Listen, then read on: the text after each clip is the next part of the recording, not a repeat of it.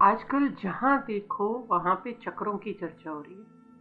खासकर western countries में जहाँ भी आप जाओगे आपको हर जगह व्हील अलाइनमेंट सेंटर दिखाई देंगे, जहाँ पर आप अपने सारे चक्रों को एक सीध में करवा सकते हैं। इसके अलावा वहाँ योग स्टूडियो से लेके कायरो प्रैक्टिस करने वाले सभी चक्रों पे काम कर रहे हैं। जबकि ये हमारे हिंदुस्तान में जब ऋषि मुनि चक्रों के बारे में आध्यात्मिकता में जानते थे, और आज हमारे यहाँ किसी भी यंगस्टर को पूछो तो काफ़ी कम लोग चक्रों के बारे में जानते हैं। तो हमें भी ये जानना ज़रूरी हो गया कि ये चक्र क्या है और ये शरीर के ऊर्जा के स्तर पर क्या काम करते हैं, और इन चक्रों से हमारे शारीरिक, मानसिक और आध्यात्मिक क्षेत्र पर क्या प्रभाव पड़ता है। यानी ये माइंड, बॉडी और हेल्थ पर इनका क्या प्रभाव पड़ता है। तो आइए समझते हैं कि आखिर ये चक्र क्या है। तो मनुष्य के शरीर में कुल मिलाकर 114 चक्र है। वैसे तो शरीर में इससे कई ज्यादा है, लेकिन ये 114 चक्र मुख्य है। आप इन्हें नाड़ियों के संगम या मिलने के स्थान को कह सकते हैं। और ये जो संगम होता है, इंटरसेक्शन, ये हमेशा त्रिकोण की शक्ल में होता है।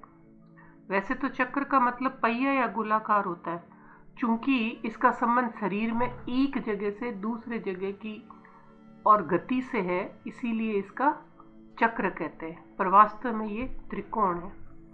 चक्र क्या होता है? चक्र है जो ब्रह्मांड से बहुत मजबूती के साथ ऊर्जा को खींचकर इन बिंदुओं में डालता है। इस मायने में ये ऊर्जा केंद्र है, ये ऊर्जा को उत्पन्न करता है और उसको स्टोर करता है, उसका भंडारण करता है। जो मुख्य नाड़ियां हैं, ईड़ा, पिंगला और सुषुम्ना। हमारे शरीर में 3 नाड़ियां हैं, ईड़ा, पिंगला और सुषुम्ना। एक वक्र पथ से, मतलब ऐसे घूम के मेरुदंड से होकर जाती है, और ये कई बार एक दूसरे को पार करती है। तो इस जहां पे पार करती है वहां पर एक बहुत ही पावरफुल ऊर्जा सेंटर, एनर्जी सेंटर, ऊर्जा का केंद्र बनाती है, उसको चक्र कहते हैं। हमारे शरीर में 3 प्रकार के ऊर्जा केंद्र हैं। पशु चक्र और खुर और श्रोणि के बीच में क्षेत्र होता है, जो प्राणी जगत में हमारे विकासवादी मूल की ओर इशारा करता है। मानव चक्र मेरुदंड में होते हैं। अंत में श्रेष्ठ और दिव्य चक्र मेरुदंड के शिखर और मस्तिष्क के शीर्ष पे होता है। ये ब्रह्मांड से गेटवे होता है, जो ब्रह्मांड की ऊर्जा को ये चक्र खींच के हमारे शरीर में लाते हैं और एनर्जी बॉडी को भली भांति से चलाते हैं। अब सवाल ये है कि ये कितने मेन चक्र कितने होते हैं? तो मेन 7 चक्र होते हैं। और ये चक्र इस शरीर प्रणाली में करते क्या है? मूल रूप से चक्र 7 है: मूलाधार, स्वादिष्ठान, मणिपूरक, अनाहत, विशुद्धि और सहस्त्राधार। तो पहला चक्र है मूलाधार, जो गुदा और जनन इंद्रियों के बीच होता है। स्वादिष्ठान चक्र जनन इंद्रियों के ठीक ऊपर होता है। और जो मणिपुर चक्र होता है वो नाभि के नीचे होता है, नेवल के नीचे। अनाहत चक्र हृदय के स्थान में, जहाँ हमारी दोनों पसलियां मिलती है, ठीक उसके नीचे होता है। और विशुद्धि चक्र कंठ के गड्ढे में होता है। आज्ञा चक्र, जो हम तिलक लगाते हैं, दोनों भौहों के बीच में होता है। और जबकि सहस्त्रार चक्र, जिसको ब्रह्मरंध्र कहते हैं, सिर के सबसे ऊपरी जगह पर होता है, जहाँ जब बच्चा पैदा होता है तो उसके सिर में एक कोमल सी जगह, खड्डा सा होता है, उसी जगह पर वो सहस्त्रार चक्र होता है। आइए आज हम बात करते हैं पहला चक्र, मूलाधार चक्र के बारे में। ये शरीर का पहला चक्र है। ये हमारे गुदा और लिंग के बीच 4 पंखुड़ियों वाला ये आधार चक्र है। 99.9 लोगों की चेतना इसी चक्र पर अटकी रहती है। वो पैदा होते हैं और इसी चक्र में रहकर मर जाते हैं, क्योंकि इसको पशु चक्र भी बोलते हैं।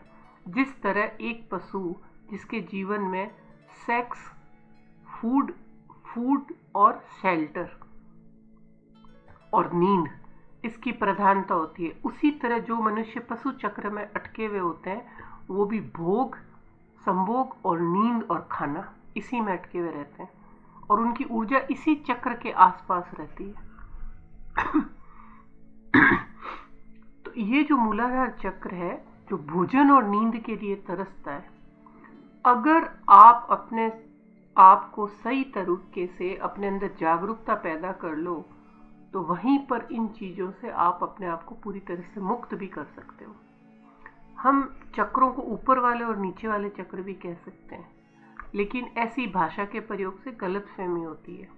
ये एक इमारत की नींव और छत की तुलना करने के बराबर है। छत कभी नींव से ज़्यादा महत्वपूर्ण नहीं होता है। किसी भी इमारत की नींव उसका मुख्य आधार होती है, छत नहीं। इमारत की मजबूती और नींव और वो कितनी टिकाऊ होगी ये सब उसकी नींव पर निर्भर करता है, न कि छत पर। लेकिन जब हम बात करते हैं तो कहते हैं छत ऊपर और नींव नीचे है। मूलाधार, अगर आपकी ऊर्जा मूलाधार में प्रबल है तो आपके जीवन में भोजन और नींद का सबसे प्रमुख स्थान होगा। और वैसे चक्रों के एक से ज़्यादा आयाम होते हैं। चक्रों का एक आयाम तो उनका भौतिक अस्तित्व है, लेकिन उनका एक आध्यात्मिक आयाम भी होता है। इसका मतलब है कि उनको पूरी तरह से रूपांतरित किया जा सकता है। उदाहरण के लिए कि मूलाधार चक्र है जो भोजन और नींद के लिए तरसता है। अगर आपने सही तरीके से जागरूकता पैदा कर ली है तो वहीं पे आप इन चीज़ों से अपने आप को पूरी तरह से मुक्त कर सकते हैं।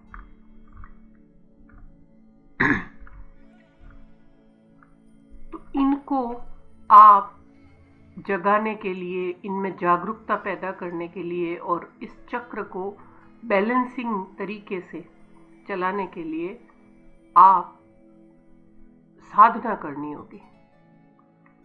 तो इसकी विधि, चक्र को जगाने की विधि है कि मनुष्य जब तक पशु होता है तब तक भी वो इस चक्र में जी रहा है। इसीलिए भोग, निंद्रा और संभोग पर संयम रखते हुए इस चक्र पर लगातार ध्यान लगाने से ये चक्र जागृत होने लगता है। इसको जागृत करने का दूसरा नियम है यम और नियम का पालन करते हुए साक्षी भाव में रहना। इसका मंत्र है लम लम। आप एक आसन पर बैठ जाइए और इस मंत्र का जाप करिए और अपना ध्यान मूलाधार पे केंद्रित करके हल्के लाल रंग का ध्यान करते हुए इस मंत्र का जाप करिए। आपका मूलाधार चक्र जागृत होगा और जिस दिन इसका प्रभाव आपको पता चलेगा जागृत का, तो आपको यह महसूस होगा कि आपके भीतर वीरता, निर्भीकता और आनंद का भाव जागृत हो जाता है। और सिद्धियां प्राप्त करने के लिए वीरता, निर्भीकता और जागरूकता का होना जरूरी है। तो कल हम इसके बाद बात करेंगे स्वादिष्ठान चक्र, उसको जागृत करने की क्या विधि है। इसके लिए आप इस सीरीज को देखते रहिए जिसमें हम चक्रों के बारे में थोड़ी थोड़ी जानकारी के बाद चक्रों का डिसबैलेंसिंग होने पे हमारे शरीर पर, हमारे आध्यात्मिक स्तर पर, हमारे फाइनेंस पर, सब पर क्या क्या प्रभाव पड़ता है उसके बारे में डिटेल पे चर्चा करेंगे। Thank you very much.